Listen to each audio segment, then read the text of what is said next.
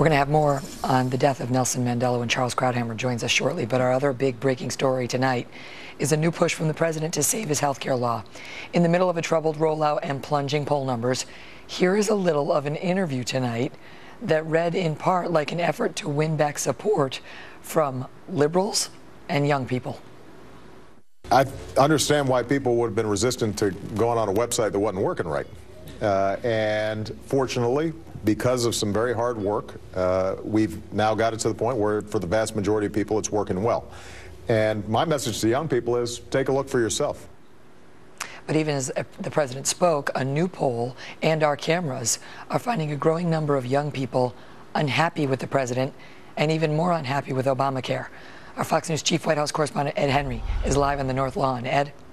Megyn, good to see you. For the second straight day, the president is dealing basically with what's become a rebellion from his base. Yesterday, he was speaking to a liberal group about income inequality. Then he attended a youth summit here to try to fire up some of those students. Today, as you mentioned, an MSNBC interview at American University with some of those disillusioned students. We caught up with some of those students, disappointed students on the campus of American University today. Some of them defended the president. You'll hear that. But even as they defended him, they said they really know nothing about this law. Take a listen. Promised to bring the cost of health care down. Unemployment's still a big issue along our generation. When I graduate from college, I want to be able to have a job open in the marketplace for me. And I try to, keep up with the news. I truly couldn't tell you what the Affordable Care Act does.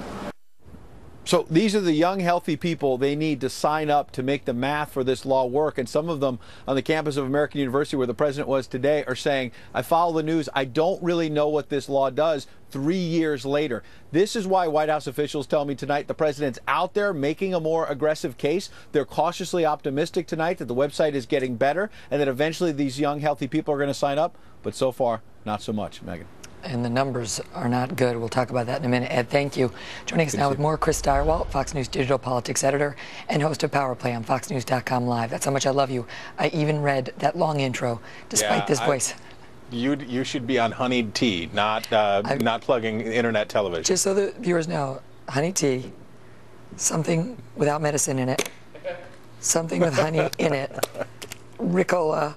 That's all I got. Okay. You're going to be a bumblebee. So let's just talk about some of these polls. Now I get it. Some of these polls that show that this is from Harvard University that came out yesterday. Yeah. Do you disapprove or approve of his job performance? 54% disapprove. Do you disapprove or approve of Obamacare? 57% disapprove. Are you likely to enroll in Obamacare? 45% unlikely. 22% likely. Is that what this is about, Chris? Well, that's what it is about. One of my other favorites in that Harvard University Institute of Politics poll is where 47% said they'd recall the president from office if they could, that they would take him out of his job today if they could. That's pretty astonishing. And we have to remember this. By the time we got to the Obamacare crash, we had had 6 months of the worst beginning of a presidential second term since Richard Nixon. It was bad. And this presidency was off on the wrong track. And it was off on the wrong track on the NSA, which was a massive breach of trust. This much spying was a massive breach of trust with these voters. Young voters care about those issues. They live online. They live on the internet. They live on their devices. And the president was snooping, and he deceived them about that. That breach of trust might have been forgiven because it was related to national security. When that is compounded and amplified by a deception about people's health insurance, and then, ironically, for the internet president, the guy who is so good at spying on the internet now can't even build a website, it was too much, and the bottom dropped out. On top of the fact that the employment rate for these millennials is really dreadful. It hasn't been going in the right direction. But let me ask you, because now this week he's done a couple of outreaches to this group. So is this about getting them to enroll in Obamacare, or is this about getting them to vote Democrat in 2014? It doesn't matter. At this point, it almost doesn't matter who enrolls in Obamacare. The president sort of made it clear this law, with grim determination, would be dragged forward into existence. They have laid the groundwork for bailing out the insurance industry. They've done the things basically to say, whatever the case, this law is going into place. That was about keeping the 30% of his base together he needs for this not to turn into a crisis.